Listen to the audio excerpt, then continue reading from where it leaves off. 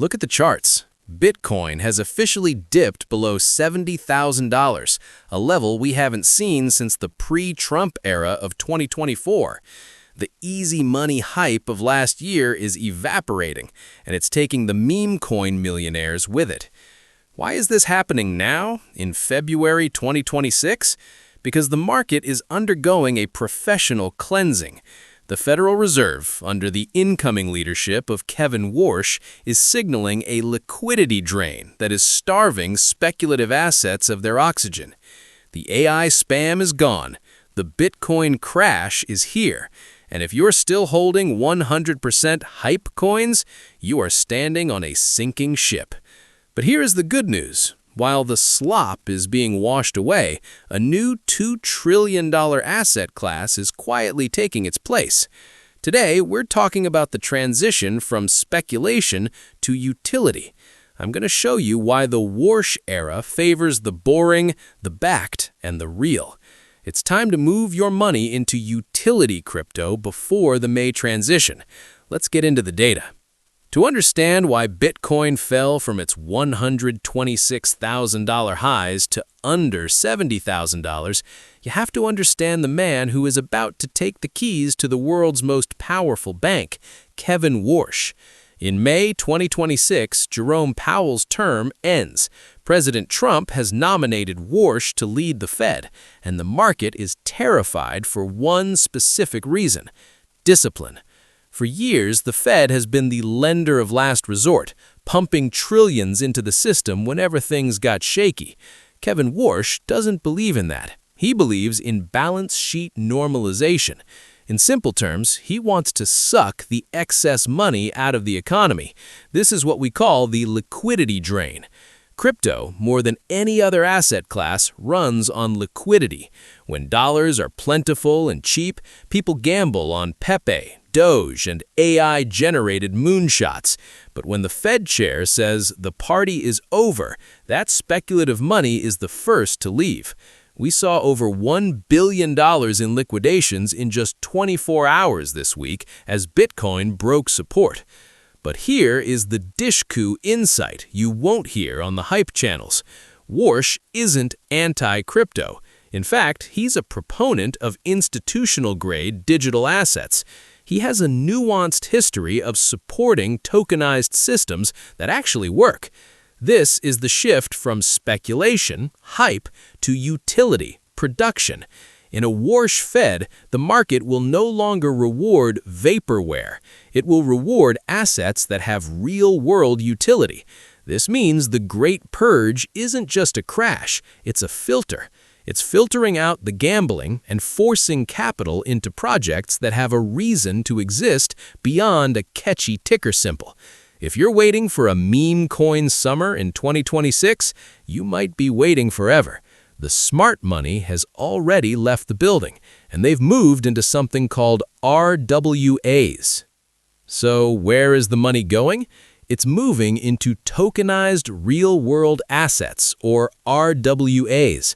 As of early 2026, the RWA market is projected to hit $260 billion this year alone. But what exactly is an RWA? Imagine you want to invest in a $10 million commercial building in Manhattan, but you only have $500. Historically, you were locked out. But through tokenization, that building is split into 100,000 digital tokens. Each token represents a real, legal share of that property. You get the rent, you get the appreciation, and you get the security of a physical asset, all on the blockchain. This is why RWAs are the safe haven of 2026. When the Fed drains liquidity, investors flee risk-on assets, like Bitcoin, and move into stable yield assets. Look at projects like Ondo Finance or Chainlink. Ondo is literally tokenizing U.S. treasuries, the safest asset on Earth, and putting them on-chain. In a Warsh-led economy where interest rates are sticky at 3.5%, getting a 5% yield on a tokenized treasury is infinitely more attractive to a bank than holding a volatile meme coin. We are seeing the professionalization of the blockchain. We are moving from buying coins to buying infrastructure. Tokenized treasuries, giving you a safe yield during a crash. Tokenized real estate, allowing you to house hack globally with $100. Tokenized commodities, owning gold or oil with instant liquidity. The Great Purge is forcing the industry to grow up. For the first time in years, the blockchain is being used for what it was meant for: efficiency, transparency, and real value. So, what does this mean for your portfolio? How do you actually survive the Warsh winter of 2026? Step 1. The speculation stress test. Look at you bags. If a project's only value is community or hype, it is a liability in this market. I'm not saying sell everything, but I am saying de-risk. Move at least 30 to 40% of your speculative positions into utility projects that are actually generating revenue or backing real assets. Step 2. Follow the institutional rails. Institutional interest in Bitcoin ETFs has cooled. Outflows hit $3 billion in January. But institutional interest in Ethereum-based settlement layers and RWA protocols is spiking. Follow the developers, not the influencers. Look at projects that are partnering with banks, not celebrities. Step 3. Watch the $64,000 floor. Technically, Bitcoin is at a crossroads. If we break below $64,000, we are looking at a multi-month crypto winter as the market reprices for the Warsh era. Don't buy the dip blindly. Wait for stability. Step 4. Educate yourself on RWA yield. The biggest opportunity in 2026 isn't a 100x moonshot. It's a consistent 8 to 12% yield on tokenized private credit or real estate. In a high cost of living world, cash flow is more important than gains. The Great Purge is painful, but it is necessary. It is the only way for crypto to move from a joke to a financial foundation. The AI spam is gone. The noise is fading. Now, for the first time in years, we can finally see the real value.